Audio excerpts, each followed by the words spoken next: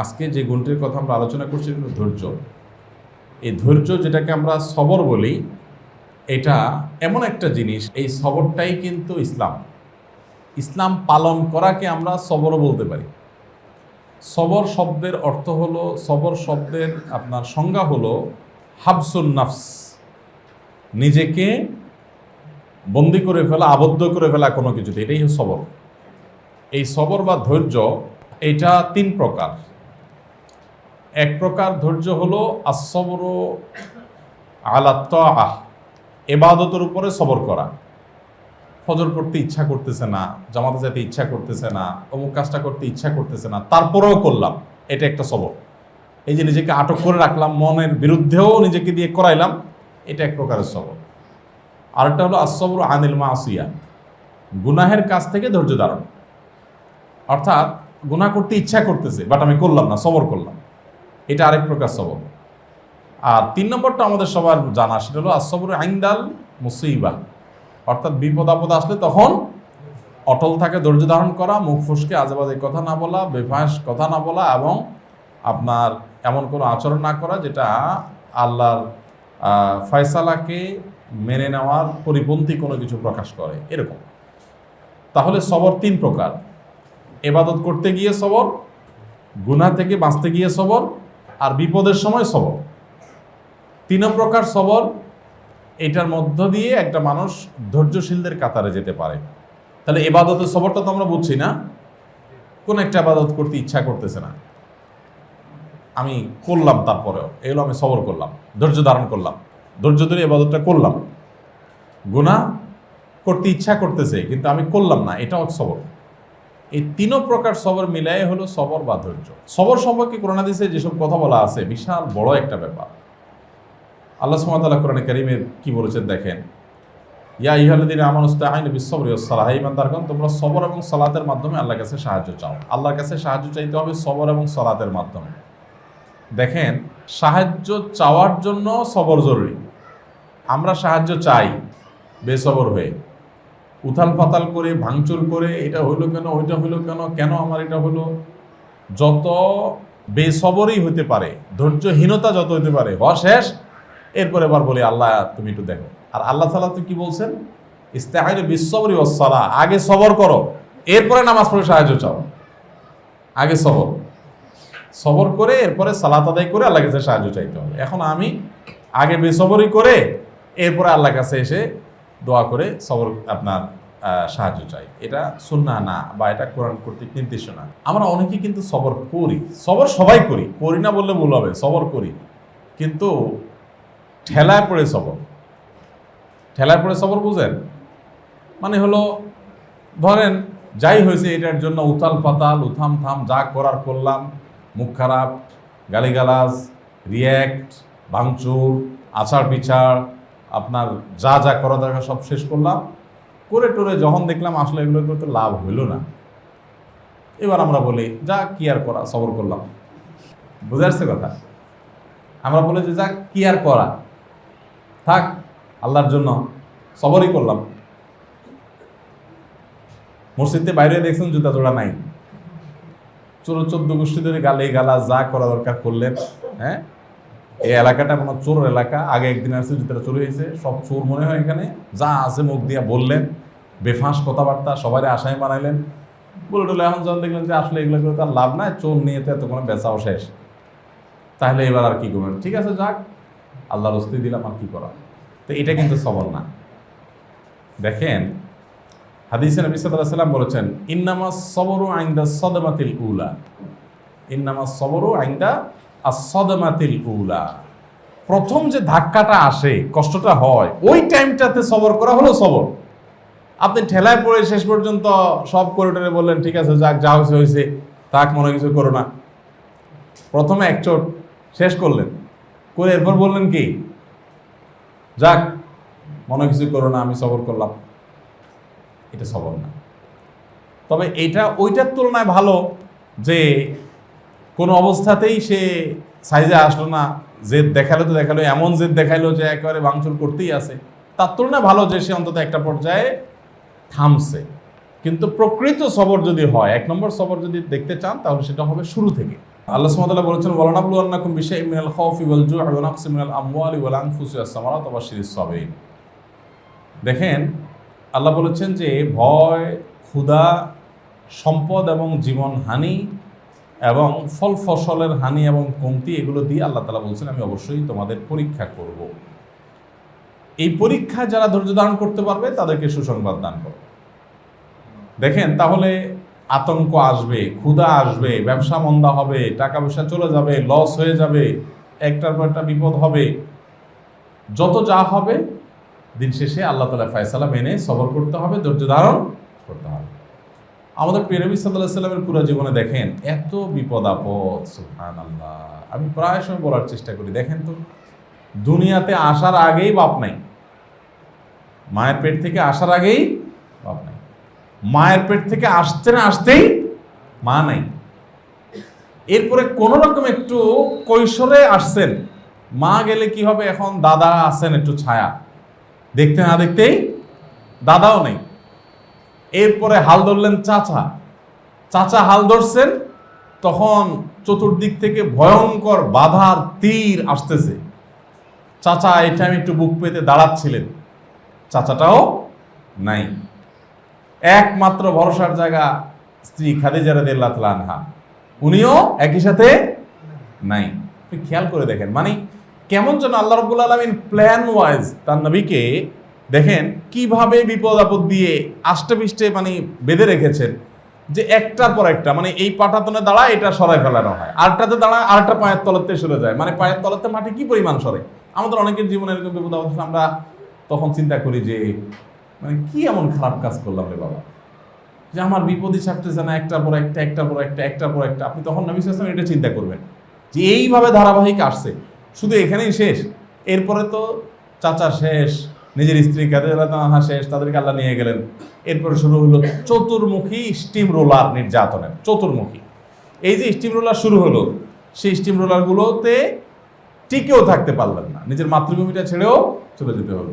মাতৃভূমি ছেড়ে চলে গেছেন, যায় ওখানে যে একটু শান্তিতে ঘুমাবেন সেই সুযোগও পান নাই, যাইতে না যাইতেই শুরু এই মক্কার এদের ষড়যন্ত্র। আজকে উহুদ যুদ্ধ, তো কালকে খন্দকের যুদ্ধ, আরেকদিন আরেক যুদ্ধ, আরেক অভিযান, একটার পর একটা ষড়যন্ত্র, সমূলে ধ্বংস করা, এদিকে মুনাফিকদের বিটলামি, মানে একটা মানুষের পুরো জীবন মানে বিপদ আপদের পোশাক যেন পরে আছে, মনে হচ্ছে বিপদ আপদের জামা পরা দেওয়া হয়েছে, যে পুরো জামাটাই বিপদ আপদের। এই হলো নবী সাল্লাল্লাহু আলাইহি ওয়াসাল্লামের জীবন দেখেন। অথচ এত কিছুর পরও শেষ যদি দেখেন, শেষ তাহলে দেখা যায় যে এত বাধা বিপত্তি সব কিছু পার করে জয়ের বন্দরে পৌঁছে দুনিয়া থেকে চলে গেল। যাওয়াটা কি সুন্দর, খেয়াল করছেন যে ইদা জা নাসরুল্লাহি ওয়াল ফাত, আল্লাহ সাহায্য আসছে, বিজয় আসছে, মক্কা বিজয় হয়ে গেছে, সব পদতলে হয়ে গেছে, ইহুদিরা সাইজ হয়ে গেছে, মুনাফিকরা সিলেক্টেড হয়ে গেছে, মক্কার মুশরিকরা লাইনে চলে আসছে, রোমানরা সাইজ হয়ে গেছে, আশপাশে সব বেলাইন ছিল লাইনে চলে আসছে, উনি একটা সুন্দর সফল সমাপন করে চোখ বন্ধ করে দুনিয়া থেকে চলে গেল। খেয়াল করছে, কিন্তু এই পুরা জীবনে কখনো বেসবর যেটাকে আমরা বলি, বেসবরের কোনো ছিটাফোঁটা তার জীবনে ছিল না। এই জন্য হাদিসে আসছে, নবী সাল্লাল্লাহু আলাইহি ওয়াসাল্লাম বলেছেন আশাদ্দুন নাসে বালাআন আল আম্বিয়া সুম্মাল আমসাল ফাল আমসাল। সবচেয়ে বেশি বিপদ আসছে নবীদের, সবচেয়ে বেশি বিপদ আসছে পৃথিবীতে নবীদের।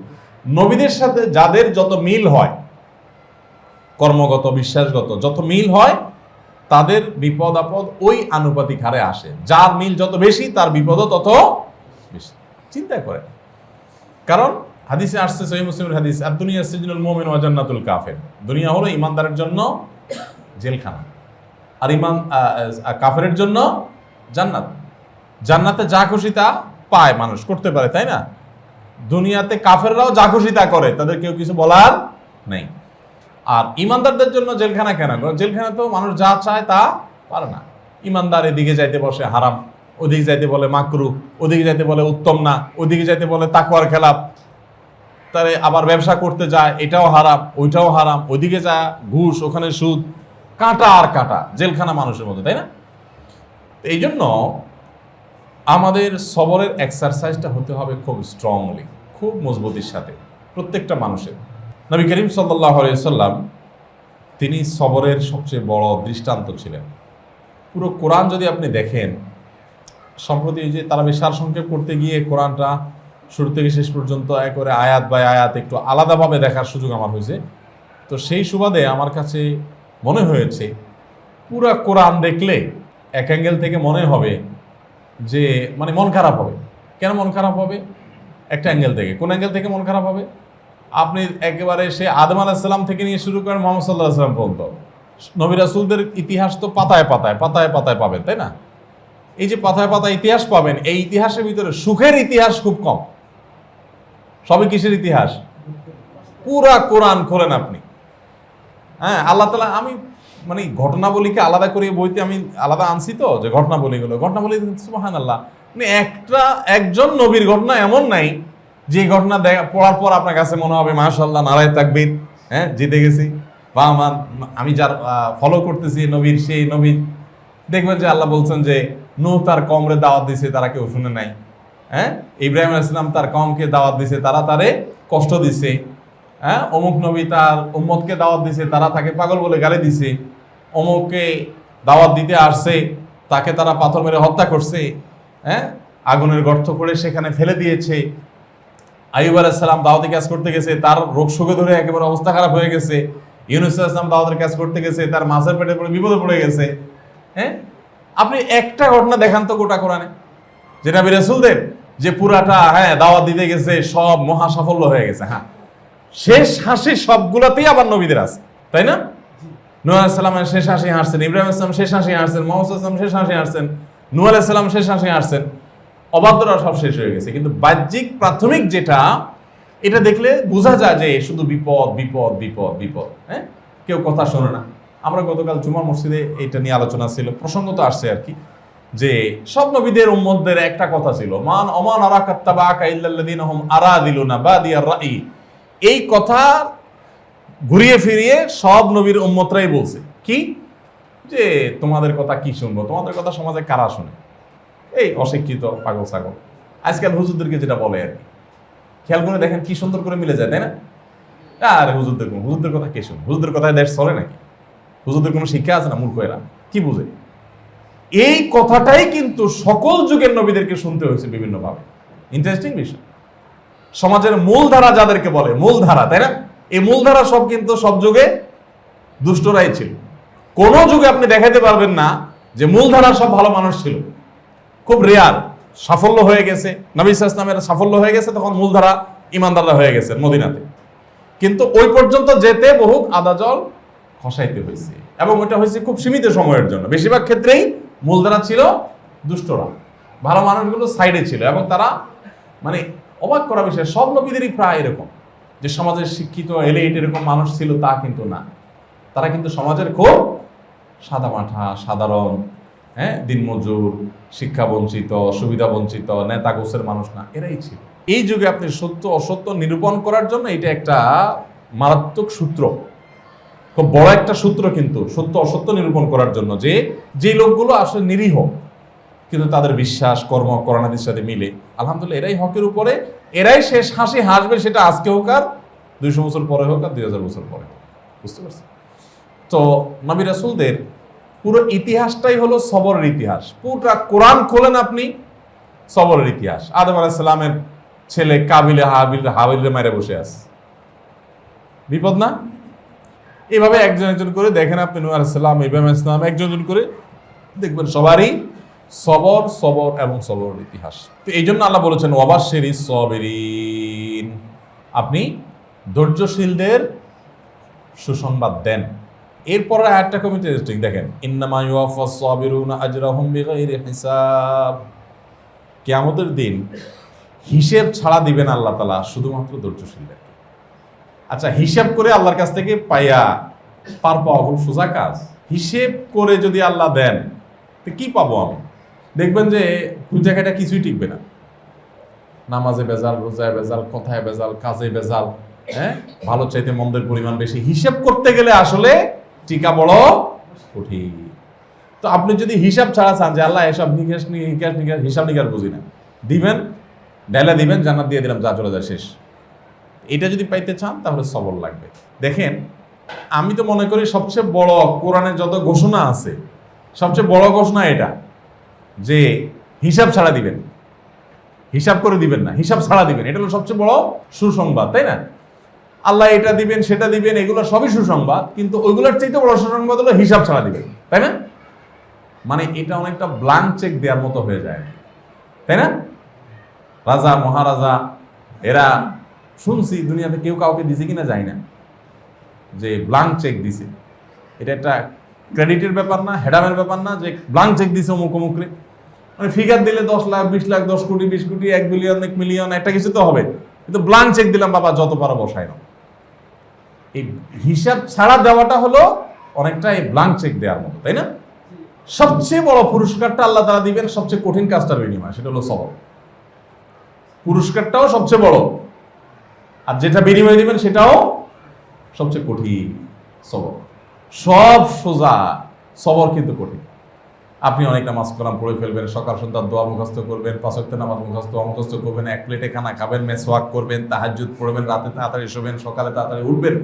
আমাদের এখানে যত সবক আমরা নিচ্ছি এগুলো সবগুলো আপনি করবেন। তুলনামূলকভাবে এগুলো সবগুলোর চাইতে কঠিন হলো এইটা, সবর করা। আর অন্যভাবে বললে, কথাটাকে একটু অন্যভাবে বললে, আমরা এখন যত কাজ করতেছি, যারাই করতেছি তারা এই করতেছি যে এটা একটা সবর, আর যে করতে পারতেছি না সে এই সবর না থাকার কারণে পারতেছি। ওই যে আসবরু আলা তাআ, ভালো কাজের উপরে টিকে থাকা, এটা কি সবরের প্রথম পার্ট, প্রথম প্রকার। তো আপনি দোয়া মুখস্থ করতে পারেন না, তার মানে আপনি এই যে দোয়া মুখস্থ করার পেছনে লেগে থেকে কাজ করে ফেলা, এই সবর আপনি করতে পারেন নাই, আপনার ধৈর্য করে নাই, দুধ চেষ্টা করছে, হলো না, থাক নামাজ ধরে পড়ে দিব না, আর কি করা, তাহলে সবর আপনি হারিয়ে গেলেন। বুঝেন নাই কথা? তো সবচেয়ে বড় পুরস্কার সবচেয়ে বড় কঠিন কাজের বিনিময়, কঠিন। আল্লাহ আমাদেরকে তৌফিক দান করুন। আল্লাহ তাআলা মানুষকে একটু তাড়াহুড়া প্রবণ করে সৃষ্টি করেছেন। এটা তড়া প্রবণতা এটা আমাদের সৃষ্টির মূলে আছে, অর্থাৎ এটা এক ধরনের দুর্বলতা আমাদের।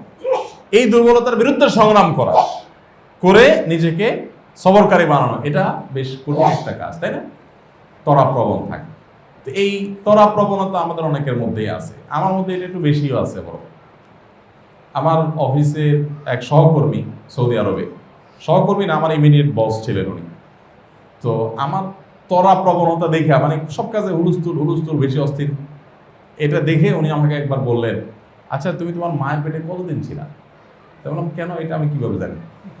কোন তোমার মা তো বেঁচে আছেন, কে বেঁচে আছে? জিজ্ঞেস করি, নিশ্চয়ই তুমি 7-8 মাসে বের হয়ে আসছো। মানে এত তাড়াহুড়া যখন করো, তাহলে তুমি দুনিয়াতে আসার ক্ষেত্রে আমার তাড়াহুড়া করে চলে আসছো মনে হয়। এটা আমি যখন বুঝতে পারলাম, মানে যতদিন বুঝতে পারলাম যে আমার এটা বেশ বড় ধরনের একটা উইকনেস, একটা দুর্বলতা, তখন আমি খুব বেশি ফোকাস দিতে লাগলাম। এর আগে দিতাম ফোকাস হালকা পাতলা, কিন্তু তখন দেখলাম না, আমার তো এটা বড় দুর্বলতার জায়গা, তাহলে এখানে আমাকে ফোকাস দিতে হবে। আলহামদুলিল্লাহ, আল্লাহর শুকর যে আমি ফিল করি, আমার মূল্যায়ন হলো যে আল্লাহ তাআলা আমাকে অনেকটা ডেভেলপ করার তৌফিক দিয়েছে। তো চেষ্টা, রোগ আগে ধরতে হবে যে আমার রোগ আছে, স্বীকার করতে হবে যে হ্যাঁ আমি বেসবর, আমি বদমেজাজ, আমার ভিতরে তড়া প্রবণতা আছে। দেখেন, নিজের রোগ নিজে আপনি আগে স্বীকারটা করতে হবে। ম্যাক্সিমাম মানুষের ভিতরে এই স্বীকৃতি নাই বা ডায়াগনোসিস নাই যে আমার রোগ যে আছে এটা আমি বুঝতেইছি না, তাই না? অনেক সময় অন্য কেউ বললেও আমরা বুঝি না। এই জন্য রোগগুলো ধরার চেষ্টা করা, যে আমি বেসবরি করি কিনা, আমার সকাল থেকে সন্ধ্যা পর্যন্ত বেসবরি কি পরিমাণ হয়, এগুলো হিসাব করা দরকার। আস্তে আস্তে রেশিওটা, আপনি দিনে দিনে ফেরেশতা হয়ে যেতে পারবেন না, কিন্তু আস্তে আস্তে রেশিওটা কমায় আনেন। যে গত সপ্তাহে বলেছিলাম, ফামান যুহজিহা আনিন নার, শব্দটা খেয়াল করেন, যুহজিহা, এটা তাল আছে না? ধীরে ধীরে যে জাহান্নাম থেকে একটু একটু করে দূরে সরে এরপর জান্নাতে চলে যায়, সে হলো সফল। এই ধীরে ধীরে আস্তে আস্তে যে আমরা জান্নাত থেকে দূরে সরবো, এটার জন্য আজকে একটা বদ অভ্যাস ছাড়তে হবে, কালকে আরেকটা ছাড়তে হবে, সামনের সপ্তাহে আরেকটা ছাড়তে হবে, আজকে একটা গুণ অর্জন করতে হবে, সামনের সপ্তাহে আরেকটা অর্জন করতে হবে।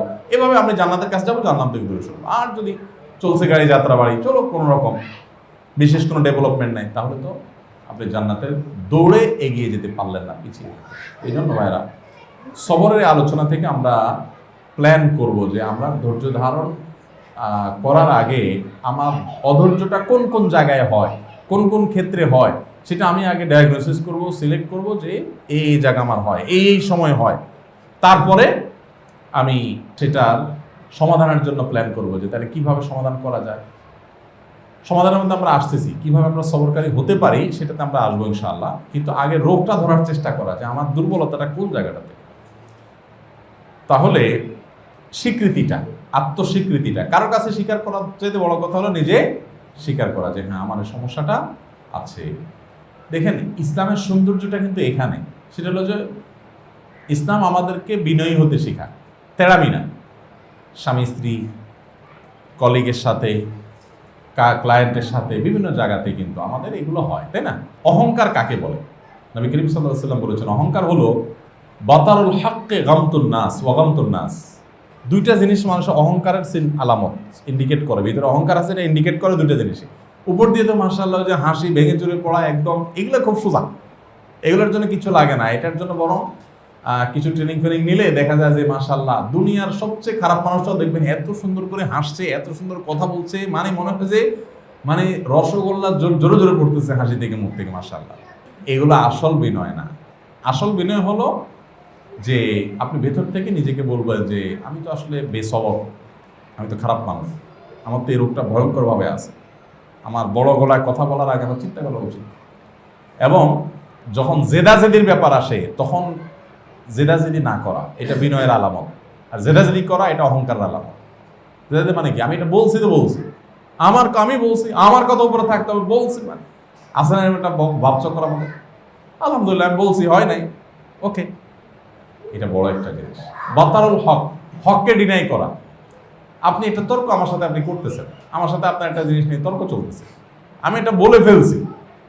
এখন তর্কের একটা পর্যায়ে, আলোচনা পর্যালোচনা একটা পর্যায়ে আমার কাছে পরিষ্কার হয়েছে বা এখন আমার ধারণা তৈরি হয়েছে যে আপনারটা মনে হয় সত্য, কিন্তু যেহেতু আমি বলে ফেলছি, এতক্ষণ তর্কও করে ফেলছি, সো এখন এটা একদম মেনে নিলে তো হাড়ি ভেঙে যায়, তো মাঠে মারা যায় একেবারে। এইভাবে কিভাবে হয়? হতে পারে আপনি যেটা বলছেন এটাও হতে পারে, বুঝতে পারছেন? এরকম হয় না? এটাও হতে পারে। মানে ভাবটা ধরলেন এমন যে আপনি আসলে এখনো তারটা যে সঠিক এটা বুঝেন না, আপনি কিন্তু বুঝে গেছেন, বাট স্বীকারটা করতেছেন না। এটাকে বলা হয় বাতারুল হক, হককে অস্বীকার করা। বুঝেন নাই? আপনি জানছেন হক, তাও আপনি স্বীকার করতেছেন না, কারণ আপনি বলে ফেলছেন না, তাহলে কেমনে অস্বীকার যায়? ভেতরে ঠিকই বলছে, বা সে চলে গেলে বলতেছেন না লোকটা ঠিকই বলছে।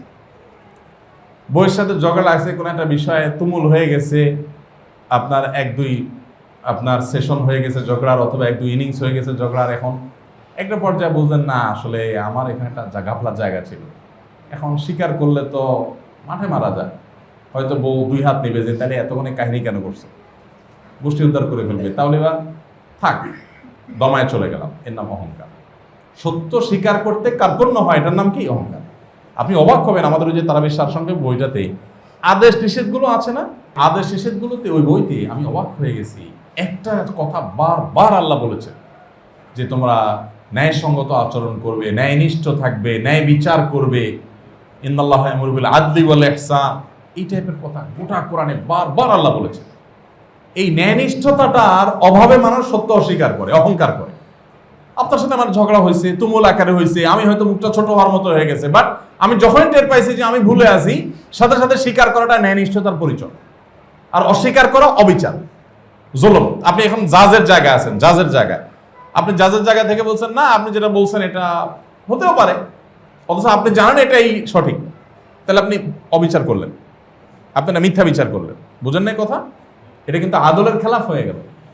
এটা অহংকারের একটা বিষয়। আরেকটা হলো যে গমতুন নাস, মানুষকে পাত্তা না দেওয়া, মানুষকে কেয়ার না করা, এটা খুব ডেঞ্জারাস জিনিস। আল্লাহ তাআলা প্রিয় নবী সাল্লাল্লাহু আলাইহি সাল্লামকে একাধিকবার সতর্ক করেছেন। সাহাবীরা কেউ এসেছেন কথা বলতে, অন্ধ সাহাবী সূরা আবাসা, উনি অবশ্য তাকে তাচ্ছিল্য করে করেন না, নাউজুবিল্লাহ। উনি করেছেন দ্বীনের স্বার্থ বিবেচনা করে, আরো গুরুত্বপূর্ণ ব্যক্তি তারা ইসলামে আসলে অনেক ফায়দা হবে, সেই জন্য আল্লাহ সুবহানাহু ওয়া তাআলা তাকে তার মতো করে নবী হিসাবে তার ছোটখাটো কোনো ইস্যুকে আল্লাহ তাআলা বড় করে ধরেছেন। আল্লাহ তাআলা তাকে নিষেধ করেছেন, সতর্ক করেছেন, নসিহত করেছেন যে না, আপনি এর দিকে মনোযোগী হন। সে যত অভাবী হোক, যত সাধারণ মানুষ হোক, যত আপনার কাছের হোক, সে চায় সেজন্য। নবী সাল্লাল্লাহু আলাইহি ওয়াসাল্লাম তার তাচ্ছিল্য করতে জানেন, নাউজুবিল্লাহ। তার সামনে এটা তাসাব্বুরও করা যায় না, এগুলো থেকে উনি পাক, আলহামদুলিল্লাহ। বাট আমাদের মধ্যে এই জিনিসগুলো ভয়ঙ্কর আকারে থাকে। এই জন্য সবর করতে হবে, সবর করতে হবে এবং সবর করতে হবে। আর এই সবরের প্রয়োজনেই কিন্তু বিনয়ী হতে হয়, ধৈর্য ধারণ করতে হয়, হজম করা শিখতে হয়, হজম, হ্যাঁ, ঢোক গিলে ফেলতে হয়। ঢোক গিলা বলি না আমরা, রাগ আসলো ঢোক গিলে ফেললাম। সবচেয়ে উত্তম ঢোক গিলা মানে হলো এই ঢোক গিলে ফেলা, কঠিন জিনিস, তাই না? এটা ওয়াজ করা অনেক সহজ, বসা দিলে আপনি যদি বলতে পারবেন, তাই না? আমিও বলতে পারি, কিন্তু ইন দ্য মিন টাইমে কি করতেছি এটা হলো বিষয়। মানে মূল জায়গা যেখানে আমার কি বলে একদম পরীক্ষার স্থল আর কি, রাগের সময়টা আর কি, পরিবেশটা, ওই টাইমে কি করতেছি এটা হলো বড় বিষয়। দেখুন, কুল্লু বনি আদম খাত্তা, আমরা সবাই অপরাধী, সবাই বেসব, কিন্তু অখায়রুল খাত্তাইন আত-তাওয়াবুন, এই অপরাধীদের মধ্যে আল্লাহর কাছে প্রিয় এবং ভালো হলো তারা যারা ফিরে আসে। আমার মধ্যে দোষ আছে, আমি স্বীকার করি, করে আমি ফিরে আসার চেষ্টা করি, সংগ্রাম করি, হাতড়াই যে আল্লাহ আমি চেষ্টাটা করতেছি, আমি হ্যাঁ বেসবরি হয়ে গেছে, ওটার প্রায়শ্চিত্ত করব, দেরি নাই কোনো, প্রায়শ্চিত্ত বুঝেন তো, বেসবরি হয়ে গেছে সাথে সাথে ওটার বিপরীতে আপনি ভালো কাজ করে ওটাকে দাফন করেন, যার সাথে করেছেন তার সাথে আরেকটা ভালো আচরণ করেন এবং নিজেকে ছোট করেন, তাচ্ছিল্য করেন, পারলে মাফ চান ডাইরেক্ট। এগুলো একটা সংশোধনের পথ, যে আমি নিজেকে আস্তে আস্তে আনলাম। অনেক মানুষ আছে যে ভিতরে ভিতরে টের পাইছে যে আমার কাজটা ভালো হয়নি, টের পায়া সে ভিতরে ভিতরে হয়তো সবর করছে বা তবাও করছে ভিতরে ভিতরে, মাগার উপর দিয়ে ওই লোকের সাথে আর কিছু মানে কান বললে তো আর ইজ্জত থাকে না। এটা হলো না, শাসনের প্রয়োজনে তখন স্বীকার করতে হয়। এই আয়াতটা আমার কাছে বড় মোটিভেশন হয়। আয়াতটা আমার, ইন্নামা ইউওয়াফাস সাবিরুনা আজরাহুম বিগাইরি হিসাব, সবরকারীদেরকে দেওয়া হবে তাদের বিনিময় হিসেব ছাড়া দেওয়া হবে। আল্লাহ তাআলা ব্লাঙ্ক চেক দেন, হিসাব ছাড়া দেন। কেমন ধরনের হিসাব করলে আমরা কে পাবো, হিসাব করে কি পাবো? হিসাব ছাড়া দেন চাইলে সবরের প্রতিজ্ঞা করতে হবে। এবং আমরা আজ থেকে শুরু করে দেই যে আমাদের সবরের পরীক্ষা একেবারে যত কঠিন হোক আমাদের সবরের পরীক্ষায় টিকতে হবে। আল্লাহ আমাদের তৌফিক দান করুন। কঠিন কাজ, আমি চিন্তা করি নবী সাল্লাল্লাহু আলাইহি ওয়াসাল্লাম সিরাত যদি পড়েন, আপনি একটু সিরাতটা পড়বেন, সিরাতের একটা বই অন্তত পড়বেন। নবী করিম সাল্লাল্লাহু আলাইহি ওয়াসাল্লাম সিরাতের বই পড়লে আপনি দেখবেন, আপনারা যারা সিরাত পড়ছেন তারা জানেন, সিরাত নবী সাল্লাল্লাহু আলাইহি ওয়াসাল্লাম শুরু থেকে শেষ পর্যন্ত সিরাতের বিভিন্ন বই আলহামদুলিল্লাহ বারবার আমার পড়ার তৌফিক আল্লাহ তাআলা দিয়েছেন, আল্লাহর শুকর। যতবার পড়ছি, যতগুলো সিরাত গ্রন্থ পড়েছি, একটা জায়গা এমন আমার কাছে মনে হয় নাই যে নাউজুবিল্লাহ আমরা যেরকম একটু খেই হারিয়ে ফেলি, বেসামাল হয়ে যাই, আছে না ব্যক্তিগত জীবনে আমাদের সবারই তো এটা কম বেশি হয় না, যে খেয়ে হারিয়ে ফেলছি, নিয়ন্ত্রণ হারিয়ে ফেলছি, মেজাজ হারিয়ে ফেলছি। কারণ পরিবেশ তো আসলে এরকম জটিল জটিল পরিবেশ তৈরি হয় যে আমরা আসলে নিজেকে ঠিক রাখতে পারি না, তাই না? কিন্তু নবী সাল্লাল্লাহু আলাইহি ওয়াসাল্লামের জীবনে এত কঠিন কঠিন পরীক্ষা, এত জটিল জটিল পরিস্থিতি, মাগার একটি বারের জন্য তার পুরা সিরাতের কোন এক জায়গায় আপনি কলম বসাতে পারবেন না যে এই জায়গায় মনে হয়েছে উনি একটু রাগ হয়ে গেছে, না। চিন্তা করা যায়। এক সাহাবী এসে বলছেন, রাসূলুল্লাহ একটু ওসিয়ত করেন, আমার ওসিয়ত, আমার একটু উপদেশ দেন। কি বলছেন? লা তাগদাব, রাগ করবা না। আরেকটা বলেন, লা তাগদাব, একই উপদেশ। বলে বুঝলাম, দুইটা তো পাইছি, এবার 3 নম্বরটা বলেন, বলে লা তাগদাব, আবারও একই কথা। এরপর বলেছেন লা তাগদাব ওয়ালাকাল জান্নাহ, রাগ করবা না, জান্নাত তোমার। রাগ করবা না, জান্নাত। কঠিন ওয়াজ করা খুব সোজা, খুব সহজ।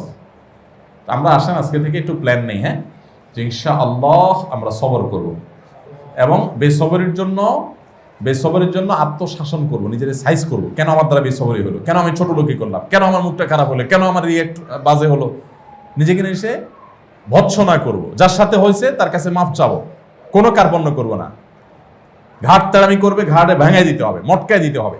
এরপর দেখবেন আপনার পবিত্র আত্মাগুলো আস্তে আস্তে, পবিত্র আত্মা আপনার ইমানের শক্তি আপনার মধ্যে, তার মধ্যে বৃদ্ধি পাবে এবং পবিত্র আত্মা আপনার প্রভাব বিস্তারকারী হবে ইনশাআল্লাহ। নবী করিম সাল্লাল্লাহু আলাইহি সাল্লামের একটা হাদিস আমরা শুনি মুসনাদ আহমদের, ওয়ালাম আন্না ফিস সাবরি আলামা তাকরাহু খায়রান কাসীরা, জেনে রাখবা তুমি যেটা পছন্দ করতেছো না ওই ব্যাপারে তুমি যদি সবর করো, অপছন্দের কিছু হয়েছে সবর করো, আন্না নাসরা, তাহলে এর ভিতরে অনেক কল্যাণ আছে। আন্না নাসরা মা আস-সাবরি, আর আল্লাহ তাআলার সাহায্য সবরের সাথে আসে। সবর করবো, আল্লাহ সাহায্য আসবেই। ওয়ান্নাল ফরজ মা আল করবি, এবং বিপদ আসলে বিপদের পাশাপাশি আল্লাহ তাআলা মানুষের বিপদ দূর এবং স্বস্তির ব্যবস্থা আল্লাহ তাআলা রাখেন। ওয়ান্না মা আল উসরি ইউসরা, আর যত কঠিন হয় এই কঠিনের পরে আল্লাহ তাআলা সহজ রাখেন, কঠিনের পরে সহজ রাখেন, বিপদের পরে আনন্দ আসে। আর সবরের পরে আল্লাহর সাহায্য আসে। আজামান লি আমরিল মুমিন ইন্না আমরাহু কুল্লাহু খায়র, এই হাদিস আমি প্রায় বলি আলহামদুলিল্লাহ। আমার এটাও একটা মানে দারুণ মোটিভেশন, এই হাদিসটা আমার খুব পছন্দের। আজামান লি আমরিল মুমিন ইন্না আমরাহু কুল্লাহু খায়র। নবী সাল্লাল্লাহু আলাইহি ওয়াসাল্লাম বলেছেন, ইমানদারের বিষয়টা পুরোটাই আশ্চর্যজনক, অদ্ভুত, বিস্ময়কর। ইমানদারের সব কিছুতেই কল্যাণ, লস নাই কোনো, হাতির মতো মরলেও লাগ বাঁচলেও লাগ। হ্যাঁ, ইমানদারের কোনো লস প্রজেক্ট বলতে কিচ্ছু নেই, কোনো লস প্রজেক্ট বলতে কিচ্ছু নেই ইমানদারের। ব্যবসা ডুবে গেছে, চাকরি চলে গেছে, ধ্বংস হয়ে গেছে, লস নাই। বেইমানের লস, বেইমান তো গেছে, ও স্যাড ব্যাড, শেষ। কারণ লস তো, আর কিছু পাবে না, ফিডব্যাক নাই কোনো। আর ইমানদারের বিষয়টা কিভাবে লাভ, মানে ওখান থেকেও লাভ হয় কিভাবে, ইন আসাবাতু সাররা, যদি তার ভালো কিছু হয় তাহলে সে শুকর আদায় করে, আলহামদুলিল্লাহ পাইছি আল্লাহ তোমার কৃতজ্ঞতা। তখন একে তো পাইলো, আবার সওয়াবও জমা হইলো, দুই দিক থেকে লাভ। আর ওয়াইন আসাবাতু দররা, আর যদি বিপদ আসে, কষ্ট আসে, সাবার, সে সবর করে, ফাকানা খায়রাল্লাহ, তখন সেটাও তার জন্য ভালো হয়। কারণ বিপদ আসে, ক্ষতি হয়েছে, কিন্তু সবর করে আবার সওয়াব পেয়ে গেছে। তাহলে ইমানদারের হারাবার কিছু নেই। আবু হাতিম রাহমাতুল্লাহ আলাইহি বলেছেন, ধৈর্য তিন প্রকার। পাপ কাজ না করা এক প্রকারের ধৈর্য, নেক কাজ করা আরেক প্রকারের ধৈর্য, বিপদ আপদে ধৈর্য ধারণ করা, যেটা আগে বলছি আমি। হ্যাঁ, ইবনে রাজব হাম্বলী রাহমাতুল্লাহ বলেছেন, ধৈর্য হলো কোনো বিপদে কষ্ট হওয়া সত্ত্বেও আল্লাহর প্রতি অসন্তুষ্ট থেকে নিজের মনকে বিরত রাখা, কষ্ট দূর হওয়া কামনা করা, কিন্তু কষ্টের কারণে অস্থিরতামূলক আচরণ না করা। কাজী শুরাইর রহমতুল্লাহ বলেছেন, আমি একটি বিপদের কারণে 4 বার আল্লাহর প্রশংসা করি। প্রথমত, বিপদ এর চেয়ে বড় হয় নাই সেজন্য। দ্বিতীয়ত, আল্লাহ আমাকে ধৈর্যের তৌফিক দিয়েছেন সেজন্য। তৃতীয়ত, ইন্না লিল্লাহি ওয়া ইন্না ইলাইহি রাজিউন পড়ি এবং এটার বিনিময়ে সওয়াব আশা করি। চতুর্থত, বিপদটি আমার দিনের ক্ষেত্রে হয় নাই, দুনিয়ার ক্ষেত্রে হয়েছে, ঈমান তো যায় নাই আলহামদুলিল্লাহ। দেখেন, প্রত্যেকটা নেগেটিভ জিনিসটাকেও পজিটিভলি দেখতেন সালাফ। আল্লাহ আমাকে, আপনাকে, আমাদের সবাইকে তৌফিক দান করুন। এর আগে আপনাদের বলছিলাম, শেখ মাহমুদ মুতাওয়াল্লি শাহরবি, মিশরের একজন ইজিপশিয়ান একজন স্কলারের কথা বলেছিলাম, রাহিমাহুল্লাহ। কোরআনের তাফসিরের জন্য খুব বিখ্যাত উনি। হ্যাঁ, তো মাহমুদ মুতাওয়াল্লি শাহরবি রাহিমাহুল্লাহ, ওনার তাফসিরের ভিডিওগুলো মাঝে মধ্যে আমি দেখি আরবিতে। মানে সুবহানাল্লাহ, কোরআনকে যে কি সুন্দর করে উপস্থাপন করে, কি সব নেকাত, বিশেষ করে সির, কোরআনের মানে সুপ্ত রহস্য আবিষ্কারের জন্য ঈমানের মিটার অন্যরকম বেড়ে যায়। তো ওনার একটা উক্তি আছে, ওনার ভেরিফাইড যে টুইটার অ্যাকাউন্ট আছে, সেখানে এই লেখাটা আমি পড়ছিলাম। উনি বলেছেন, দেখেন, আমাদের যখন বিপদ হয়, যখন সমস্যা হয়, তখন আমরা সবর করব কেন? ওই যে এখানে যে পয়েন্টটা একটু আগে গেল, ওইটার ভিত্তিতে এর চাইতে বড় হইতে পারতো বিপদটা, সেটা তো হয় নাই। এই জন্য আল্লাহর কাছে শুকর আদায় করি। শুকরের গ্রাউন্ড, সবরের গ্রাউন্ড তৈরি করতে হয় এভাবে যে এর চেয়ে বেশি হতে পারতো। আমি বাইক অ্যাক্সিডেন্টে পাও আমি হারাই ফেলছি, আল্লাহ শুকর হাত যায় নাই, আল্লাহ শুকর মরে যায় নাই, হ্যাঁ, আল্লাহ শুকর 2 পাও যায় নাই। তো শুকর চাইলে মানুষ বহুভাবে করতে পারে, তাই না? আপনার ঘরে চোর ঢুকছে, ঢুকে সব নিয়ে গেছে, তখন আপনি চিন্তা করবেন যে আলহামদুলিল্লাহ খাটটা নিতে পারে নাই, আলমারিটা নিতে পারে না, আলমারি সব জিনিস নিয়ে গেছে, আলমারিটা তো নিতে পারে নাই। আগুন ধরলে তো আলমারি সহ চাইয়ে যেত, হ্যাঁ, ভূমিকম্প হলে তো ওইটা সহ পড়ে যেত, আমার ফ্যামিলি সহ মরে যেত। আলহামদুলিল্লাহ বাচ্চারা তো নেয় না। সৌদিতে একটা মানে চুটকি আছে, চুটকি খুব প্রসিদ্ধ একটা চুটকি আছে, মানে রসিকতা করে তারা বলে আর কি। হ্যাঁ, সেটা হলো যে এক লোক গাড়িতে, তার ওয়াইফ আছে, গাড়ি স্টার্টিংয়ে আছে। সৌদিতে বা বিদেশে এগুলো অহরহ হয়, আমাদের দেশে তো ড্রাইভার নিয়ে চলে সবাই, ওখানে তো সবাই যার যার গাড়ি নিজে চালায়। তো কোনো একটা মুদি দোকানের সামনে গাড়িটা রাখছে, হাইওয়ের সাথে, রাস্তার পাশেই। গাড়িটা স্টার্টিংয়ে আছে, এসি চালানো আছে, গরম তো অনেক বেশি, স্টার্ট বন্ধ করে যাওয়া যায় না। বউ গাড়িতে আছে, উনি নামছে, কিছু একটা নিয়ে আসবে, হয়তো বোতল পানি লাগবে, কিছু নিতে গিয়ে হয়তো 1-2 মিনিট লাগছে। এই ফাঁকে চোর গাড়িতে উঠায়া গাড়িটা নিয়ে টান দিয়ে চলে গেছে। ওই বউরে তাড়াতাড়ি বলছে, আল্লাহ সুরা এতলাই এতলাই, বউরে নামাই দিয়ে গাড়ি টান দিয়ে চলে গেছে। বেচারা বাইরে দেখে যে বউ দাঁড়িয়েছে, গাড়ি নাই। তো বলছে আলহামদুলিল্লাহ আলহামদুলিল্লাহ, আহামশাই হুরমাফি, আহামশাই হুরমাফি। মানে আসল কথা হলো বউ আছে, এটাই মেন কথা, যে আমার বউটা সহ আজকে গাড়িটা নিয়ে যেতে আমার কি বিপদটা হইতো, গাড়ি গেছে, গাড়ি আরেকটা আসবে। তো এটা বেশ প্রসিদ্ধ চুটকি ওখানকার, খুব রসিকতা করে মানুষ বলে যে আহামশাই হুরমাফি, হুরমা মানে বউ, মহিলা আর কি। তো বলে যে আহামশাই হুরমাফি। যাক, মেইন কথা হলো আমার বউটা তো আছে আলহামদুলিল্লাহ। বিপদটা এটাও তো হইতে পারতো যে বেটা আমার বউ সহ টান দিস, তখন আমি কি করতাম? আলহামদুলিল্লাহ। তো মানুষ শকর আদায় করতে চাইলে, সবর করতে চাইলে তার হাজারটা অপশন আছে, আর না করতে চাইলে কোনো অপশন নাই। এই জন্য সবর করতে হবে। আল্লাহ আমাদেরকে তৌফিক দান করুন। আমরা আজকে থেকে এটার প্রতি ফোকাস করব, মনোযোগ দিব যে আমার এই সমস্যাটা দূর করব, যে আমি বেসবরই দূর করব, সবর করার চেষ্টা করব। আমি আমার নিজের কথা আমি নিজে বলি, আলহামদুলিল্লাহ আমি এটার জন্য সারাক্ষণ সংগ্রাম করতে থাকি। আল্লাহ ফজল কখনো বেসবর হয়ে গেছে, সাথে সাথে রিয়েলাইজ করতে হবে যে না, আজকে তো হলো না, কাজটা তো হলো না, আমার অস্থির হইতে হবে। আমি আমার বদাখলাকে নিয়ে পেরেশানি, অন্য দুনিয়ার যা বিপদ যা হয়েছে বড় কথা না, আমি বিপদে বেসবর হলাম, এটা হলো টেনশনের বিষয়। তাহলে ইনশাআল্লাহ নিজের উন্নয়ন করা সম্ভব। আমার দেশে মানুষ এত বেসবর, সব ক্ষেত্রে আপনি দেখবেন যে বিয়ে বাড়িতে আপনার চিংড়ি দেওয়ার কথা ছিল, চিংড়ি দেয় নাই, বা চিংড়ির সাইজ ছোট হয়েছে, বাস মায়ের পিঠ, বিয়ের ভাঙচুর শেষ। হয় কি হয় না বলে? বউরে জামাটা ইস্তারি করে দিতে বলছে, একটু দেরি হয়েছে, বাস তালাক হয়ে গেছে। এটাই ঘটনা করে। হ্যাঁ, এভাবে প্রত্যেকটা বিষয় আপনি দেখবেন এত অস্থির, এত বেসবর আমরা। এই সবরের সাথে তাকওয়ার সম্পর্ক অনেক সুনিবিড়।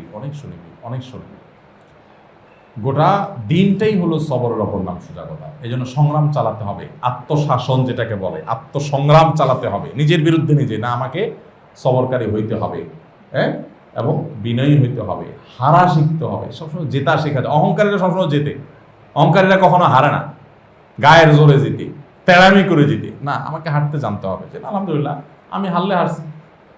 আমি কোথাও যদি ছোট হই তো মান তাওয়াদা লিল্লাহি রাফাআল্লাহ, আল্লাহর জন্য ছোট হয়েছে, আল্লাহ আমাকে বড় করে দেবে ইনশাআল্লাহ। জি, আল্লাহ তৌফিক দান করুক আমাদেরকে ইনশাআল্লাহ। আমরা গোসা নিয়ন্ত্রণ করা, এটাও সবরের একটা ব্যাপার, তাই না? গোসা নিয়ন্ত্রণ করা, এর সাথে সবরের সম্পর্ক অনেক সুনিবিড়। সবচেয়ে বড় বীরত্ব এটা যে সবর করতে পারলেন, অনেক নামাজ কালাম পড়তে পারছেন, অনেক ইবাদত বন্দেগী করতে পারছেন। এর চাইতে বড় জিনিস হলো আপনি সবর কতটা করতে পারলেন। সবর কতটা দেখেন, আমি যেন শুরুতে বলছি নফল আমল করা অনেক সোজা। বহু মানুষ দেখবেন তাসবিহ, তাহলিল, তেলাওয়াত, সুবহানাল্লাহ, আলহামদুলিল্লাহ, দান, সাদাকা, কোনো কিছুতে মাশাআল্লাহ উনি পিছায় নাই, মাগার আসল সময় বোঝা যায় ওনার হালত কি, তাই না? তাকওয়ার মূল পয়েন্টটা ওই জায়গাটাতে যে আমি ধৈর্য ধারণ করবো। এই জন্য নবী সাল্লাল্লাহু আলাইহি ওয়াসাল্লাম বলেছেন না, যে সবচেয়ে বড় বীর কে?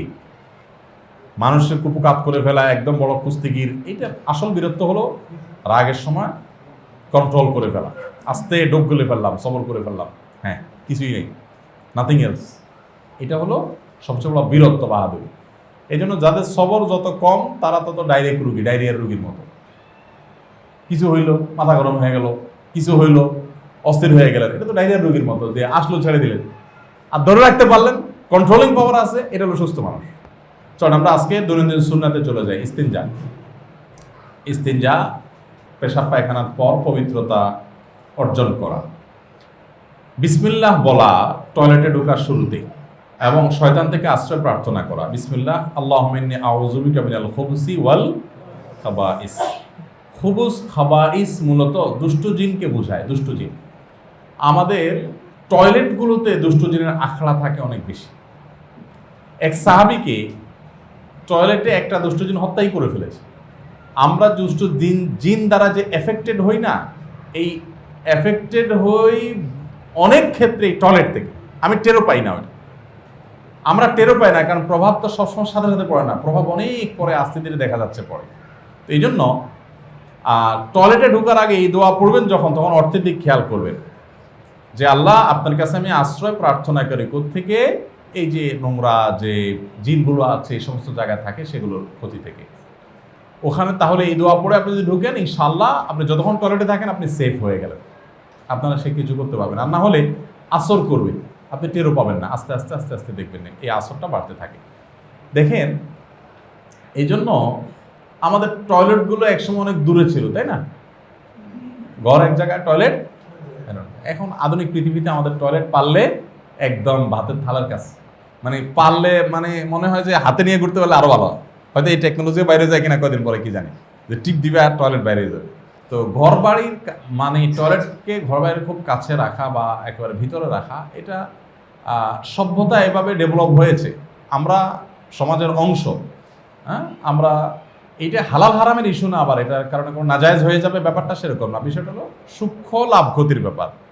সূক্ষ্ম লাভ, আধুনিকতার অনেক সূক্ষ্ম লাভ ক্ষতি আছে না, এটা এরকমই একটা বিষয় আর কি। তো এই টয়লেটের ঢোকার আগে শয়তান থেকে আশ্রয় প্রার্থনা করতে বলা হয়েছে। আমরা অনেকে বাসা বাড়ির ভিতরে যেহেতু টয়লেট, ওখান থেকে কথাটা আসছে মূলত, ভিতরে ঘরের ভিতরে যেহেতু টয়লেট থাকে আজকাল দালান কোঠায়, তো দেখা যায় যে দরজা খোলা থাকে। টয়লেটের দরজা কখনো খোলা থাকবে না। আমাদের এক ভাই আছে, আমি নাম বলবো না, আপনারা অনেকে চিনবেন।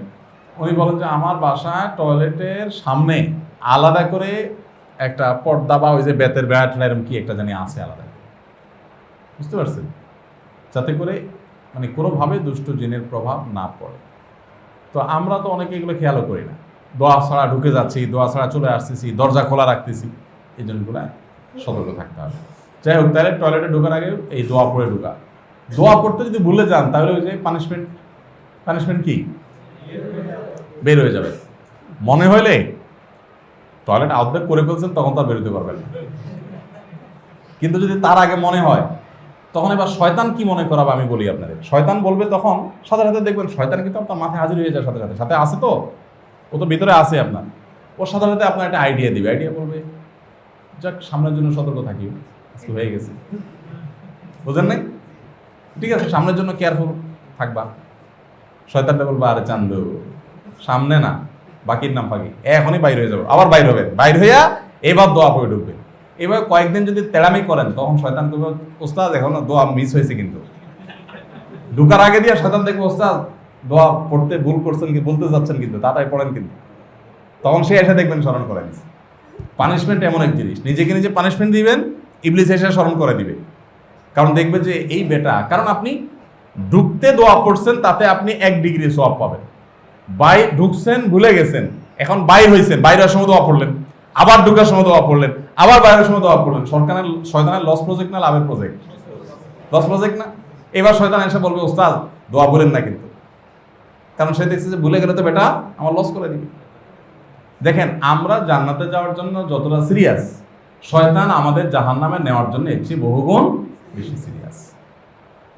মাইন্ড ইট, এটা মাথায় রেখেন যে আপনার আমার জান্নাতে যাওয়ার গরজ যতটা, ও আমাদেরকে জাহান্নামে নেওয়ার গরজ তার চাইতে অনেক বেশি।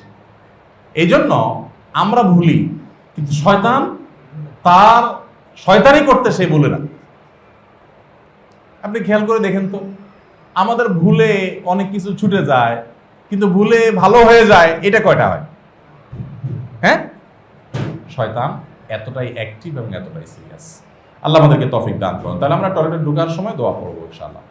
দরজায় কিছু কিছু স্টিকার পাওয়া যায়, বাচ্চাদেরকে মুখস্থ করানোর জন্য অনেক প্রকাশনী করছে, এগুলা স্টিকার লাগিয়ে দেওয়া যেতে পারে।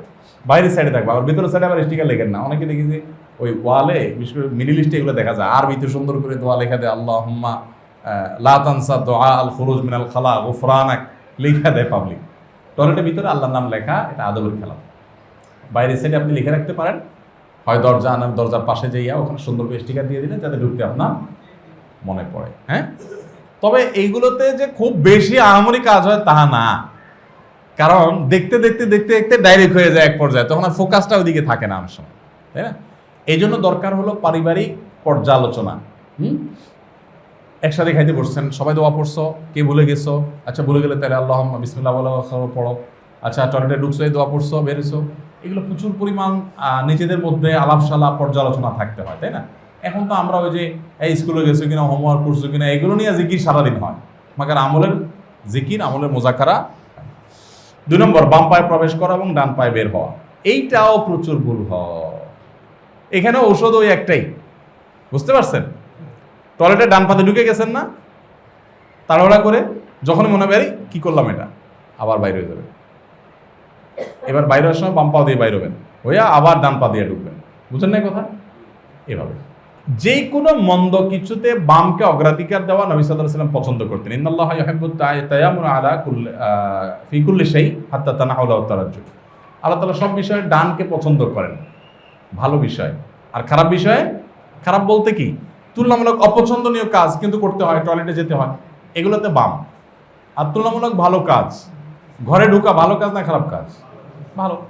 ঘরে থাকা, এই যে ঢোকার সময় ডান পা, ঘর থেকে বের হওয়ার সময় বাম পা। জামা কাপড় পরবেন, আগে ডান হাতা, তারপরে বাম হাতা। আবার খোলার সময় আগে বাম হাতা, তারপরে ডান হাতা। জুতা পরার সময় আগে ডান পা, তারপরে বাম পা। এইভাবে সব ক্ষেত্রে আপনার ডানের অগ্রাধিকার থাকবে সকল ভালো হিসেবে। দেখেন এই বিষয়গুলো সাদা চোখে মনে হবে খুব ছোট, তুচ্ছ, এইটা আর এমন কি, এই ডান বামে। নবী সাল্লাল্লাহু আলাইহি সাল্লামের কোনো সুন্নাহ তুচ্ছ না, এর সাথে অনেক কিছু সম্পর্ক আছে, অনেক কিছু সম্পর্ক আছে। অতএব কোনোটাকে তুচ্ছ মনে করার সুযোগ নেই, প্রত্যেকটাকে সিরিয়াসনেসের সাথে আদায় করতে হবে। 3 নম্বর, কেবলামুখী না হওয়া, কেবলার দিকে পিঠ না দেওয়া। আলহামদুলিল্লাহ এটা নর্মালি আমরা করি না। 4 নম্বর হলো ডান হাত দিয়ে ইস্তেঞ্জা না করা এবং ডান হাত দিয়ে লজ্জাস্থান স্পর্শ না করা, যত সম্ভব বাম হাত ব্যবহার করা। কবিরা গুনাহ, কোনো মুসলিমকে কষ্ট না দেওয়া, কোনো মুসলিমকে কষ্ট না দেওয়া। আল্লাহ সুবহানাহু ওয়া তাআলা বলেছেন, ওয়াল্লাযীনা ইউযুলুল মুমিনিনা ওয়াল মুমিনাত বিগাইরি মাকতাসাবু। অন্যায়ভাবে কেউ যদি কোনো মুমিন নারী পুরুষকে কষ্ট দেয়, ফাকাদ ইহতামালা বুহতানান ওয়া ইসমান মুবিনা, তাহলে তারা মিথ্যা অপবাদ এবং পাপের বোঝায় সুস্পষ্ট অবহতা মুবিনা মানে হলো একেবারে পরিষ্কার পাপের বোঝা সে বহন করলো। পরিষ্কার পাপের বোঝা সে বহন করলো। তো এই জন্য কোনো মানুষকে কষ্ট দেওয়া যাবে না। ইন্না শাররান নাসি ইনদাল্লাহি মানজিলাতান ইয়াউমাল কিয়ামা মান তারাকাহুন নাসু ইত্তাকা শাররি। নিশ্চয় মানুষের মধ্যে কিয়ামতের ময়দানে সবচেয়ে খারাপ মানুষ সে, যেই ব্যক্তির ক্ষতি থেকে বাঁচার জন্য মানুষ তার থেকে অ্যাভয়েড করে চলে, তারা অ্যাভয়েড করে চলে তার ভয়ে, তার ক্ষতির ভয়ে। আমরা তো অনেক সময় এগুলো নিয়ে আরো গর্ব করি, তাই না? অনেকে দেখবেন এগুলো নিয়ে গর্ব করে। কিরকম গর্ব? যে আমার পাশে কেউ আসে না, আমার সামনে আসুক না দেখি। মানে ভাবখানা এমন, আমি অনেক ব্যাটাগিরি জাহির করতেছি, তাই না? এখানে ভাবখানা এমন হলেও বাস্তবতা ভিন্ন। বাস্তবতা হলো যে আপনার গালিগালাজের ভয়ে, আপনার জুলুমের ভয়ে, আপনার অন্যায়ের ভয়ে অনেকে আসে না। হ্যাঁ, কোনো কোনো ক্ষেত্রে হয়তো অন্যায়কারী দুর্বল দেখে আসে না, কিন্তু অনেক ক্ষেত্রে এটা। এই জন্য কোনো মানুষকে কষ্ট না দেওয়া, কোনো মানুষকে কষ্ট না দেওয়া এটা অনেক বড় ব্যাপার। এই ব্যাপারে এর বিপরীতটা, মানুষের উপকার করা, মানুষকে ভালো, মানুষের কাছে ভালো থাকা, এটা নিজেকে জিজ্ঞেস করলে আপনি উত্তর পেয়ে যাবেন আপনি ভালো না খারাপ। আপনি ভালো কি খারাপ আপনার নিজেকে জিজ্ঞাসা করেন। আপনার স্ত্রী আপনারা কি বলবে, হ্যাঁ, আপনার পরিবার আপনাকে কি বলবে, এটা সারাক্ষণ নিজেকে জিজ্ঞাসা করা যে আসলে আমার অবস্থানটা কোন জায়গায়, বউয়ের কাছে কোন জায়গায়, কলিগের কাছে কোন জায়গায়, কাস্টমারের কাছে কোন জায়গায়। কাস্টমাররা যদি অ্যাজ এ দোকানদার বা অ্যাজ এ আমি তার সাথে কাজ করি, আমিও এক প্রকার তার ক্লায়েন্ট, সেই হিসাবে সে আমার সাথে, আমার ব্যাপারে তার ধারণাটা কি, নিজেকে জিজ্ঞাসা করেন, আপনি নিজে উত্তর পেয়ে যাবেন।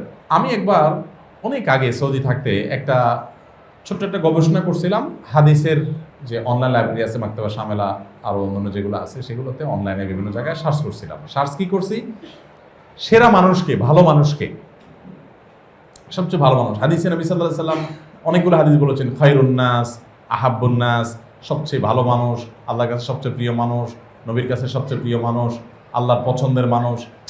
এই জিনিসগুলোকে আমি, এই হাদিসগুলোকে একত্র করলাম যে কারা সেই মানুষ যাদেরকে নবী সাল্লাল্লাহু আলাইহি ওয়াসাল্লাম সবচেয়ে ভালো বলছেন। এই সবচেয়ে ভালো বলা হাদিস আমি খুঁজে 11টা পাইছি, 11 আইটেম পাইছি। তো 11 আইটেম পাই, এগুলো সবগুলো আমি একত্র করলাম। একত্র করে এগুলোর মিনিং দেখে আমি অবাক হয়ে গেছি। এটার উপর আমাদের অনেকগুলো লেকচার আছে, সৌদি থাকতে আমার একটা লেকচার আছে, দেশে আসার পর লেকচার আছে, নবীজির চোখে সেরা 11 এই শিরোনামে ইউটিউবে লেকচার আছে। তো আমরা ওই 11টা পাইয়া আমি একটু স্টাডি করলাম। সুবহানাল্লাহ, সবচেয়ে তোমাদের মধ্যে শ্রেষ্ঠ মানুষকে, সবচেয়ে উত্তম মানুষকে, এই হাদিসগুলোর 11টার মধ্যে একটা পাইছি শুধু, খায়রুকুম মান তাআল্লামাল কুরআনা ওয়া আল্লামা। তোমাদের মধ্যে যে কোরআন শিখে আর কোরআন শিখায় সে হলো সর্বোত্তম ব্যক্তি। আমরা একটাই জানি, তাই না? আরো 10টা আইটেম আছে। ইন্টারেস্টিং বিষয় কি জানেন, সে 10টা আইটেমের সবগুলোর নির্যাস একটা, ওই 10 আইটেমের সবগুলো নির্যাস একটা। সেটা কি? আপনি ভালো মানুষ হওয়া। আপনি ভালো মানুষ, আল্লাহর কাছে আপনি শ্রেষ্ঠ এবং প্রিয় মানুষ। আচরণগত, এই ভালো মানুষ হওয়া বলতে আচরণগত। যেমন খায়রুকুম লিসাহিবিহি, তোমাদের ভিতরে সবচেয়ে ভালো মানুষ যে তার সাথী সঙ্গীদের কাছে ভালো, অর্থাৎ সাথী সঙ্গীরা মনে ও মানুষটা ভালো। আছে না বন্ধুদের মধ্যে, এটা বিটলা, আরে ও তো দুনিয়ার বান্দর, আরে ও দুনিয়ার ফাউল। বন্ধু বান্ধবরা কিন্তু একটা, তাদের মধ্যে একটা মূল্যায়ন হয়। কিন্তু আপনি তো চিন্তা করেন যে আপনার যে পরিষদ আছে, আপনার যে গ্রুপ আছে, আপনার যে সার্কেল আছে বন্ধু বান্ধবের, এরা আপনাকে কি মূল্যায়ন করবে? আপনি নিজেকে জিজ্ঞাসা করেন, আপনি উত্তর পেয়ে যাবেন। যদি মনে হয় যে না, আপনার পুরো সার্কেলের মধ্যে সবাই আপনাকে বলবে মনে করেন একটা বিষয় নিয়ে আছে না, বন্ধু বান্ধব দুষ্টামি করে বাজি ধরে, প্রতিযোগিতা লিপ্ত আছে না, ধরেন একটা নির্বাচন হবে, কারণ নির্বাচন কমিশনার বানাবে, তো বন্ধুরা সবাই মিলে অনেক সময় বানায় না একজনকে, অনেক সময় হয় বন্ধু বান্ধবরা মিলে একজনকে দায়িত্ব দেয় না যে ও থাকুক, তাহলে ওর কাছে থাকুক, মানে সবাই তারা বিশ্বাসযোগ্য মনে করে, আছে না? তো নবী সাল্লাল্লাহু আলাইহি সাল্লামের হাদিসটা খেয়াল করেন, তোমাদের মধ্যে সবচেয়ে উত্তম সে যে তার সঙ্গীদের কাছে উত্তম, ভালো মানুষ। আপনি এই সার্টিফিকেটটা পাবেন কিনা আপনি নিজেটা নিজে ভালো জানেন, কতটা মানুষ সেটা আপনি জানেন। এরপর আসেন আরেকটা হাদিস দেখেন, খায়রুকুম লিআহলি, তোমাদের ভিতরে সবচেয়ে উত্তম সবচেয়ে শ্রেষ্ঠ মানুষ সে যে তার বউ এবং পরিবারের কাছে ভালো। মানে কি? আপনার আচার আচরণ, আপনার কাজ কারবারে আপনার ফ্যামিলি আপনাকে বলবে হ্যাঁ তুমি আসলে ভালো মানুষ। আমি এটা আমার ওয়াইফকে তো আমি প্রায় হুদাই জিজ্ঞাসা করি আসলে আমি মানুষটা কেমন, ভালো মানুষ, আমি মানুষটা কেমন এটা বড় জিজ্ঞাসা করার পরে বউ যদি ফিক করে হেসে দেয় তো বুঝবেন লক্ষণ ভালো না। ওরে চান্দু তুমি কেমন মানুষ এটা জিজ্ঞাইতে আইছো, বুঝেন নাই? আবার অনেক সময় হেসে দেওয়া হতে পারে রসিকতা করে স্বামী স্ত্রী, সেটা ভিন্ন বিষয়। সবসময় আবার খারাপ ভাবে নিয়ে আবার বউরে বা সাইজ করা শুরু করে দিন না, কি তার মানে আমি খারাপ না। তো দেখেন তোমাদের মধ্যে সবচেয়ে উত্তম মানুষকে, হাদিস দেখেন, হাদিস আমি যে বললাম যে 10টা হাদিসে 10 রকম আইটেম বলা আছে, সবগুলা ঘুরে ফিরে এক জায়গায় এসে মিলে আখলাক, আচরণ। যে তোমাদের মধ্যে সবচেয়ে উত্তম কে? বন্ধুর কাছে উত্তম। উত্তম কে তোমাদের মধ্যে? বউয়ের কাছে উত্তম। অবাক হয়ে যাবে। তারপরে আছে আহসানুকুম কাদা, এটা বুখারীর হাদিস। তোমাদের সবচেয়ে ভালো কে? যে ঋণ পরিশোধের ক্ষেত্রে, বাকি পরিশোধের ক্ষেত্রে, ধার দেনা দেওয়ার ক্ষেত্রে ভালো মানুষের পরিচয় দেয়, ওয়াদা ঠিক রাখে, কথা ঠিক রাখে, জবান ঠিক রাখে, যান জীবন গেলেও তার জবান ব্যতিক্রম হতে দেয় না। এই যে ভালো মানুষের পরিচয়, সে হলো আসল ভালো। এরকম যতগুলো আইটেম আছে সবগুলো আইটেম আমি দেখলাম সুবহানাল্লাহ আচরণ সংশ্লিষ্ট, ইবাদত সংশ্লিষ্ট না। অর্থাৎ ইবাদত দিয়ে সেরা মানুষ হয় না, মানুষ শ্রেষ্ঠ মানুষ হয় কি দিয়া? আচরণ দিয়া, আখলাক দিয়া।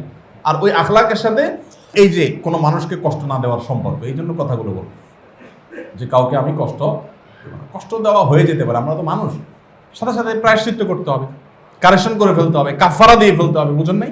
নিজেকে সাইজ করে ফেলতে হবে, কেন আমি কষ্ট দিলাম, কেন আমার দ্বারা হলো, মাপ চেয়ে ফেলতে হবে। অন্যায় হওয়াটা দোষের না, কিন্তু অন্যায় হওয়ার পর দোষের না বলতে অন্যায় হওয়াটা স্বাভাবিক, মানুষ তো আমরা, কিন্তু অন্যায়ের উপরে অটল থাকাটা অস্বাভাবিক। অন্যায়ের উপর অটল থাকাটা অস্বাভাবিক, কোনোভাবে যেন অটল না থাকে। আল্লাহ আমাদেরকে তৌফিক দান করুন। আস-সুন্নাহ ফাউন্ডেশন, উম্মার স্বার্থে সুন্নাহর সাথে।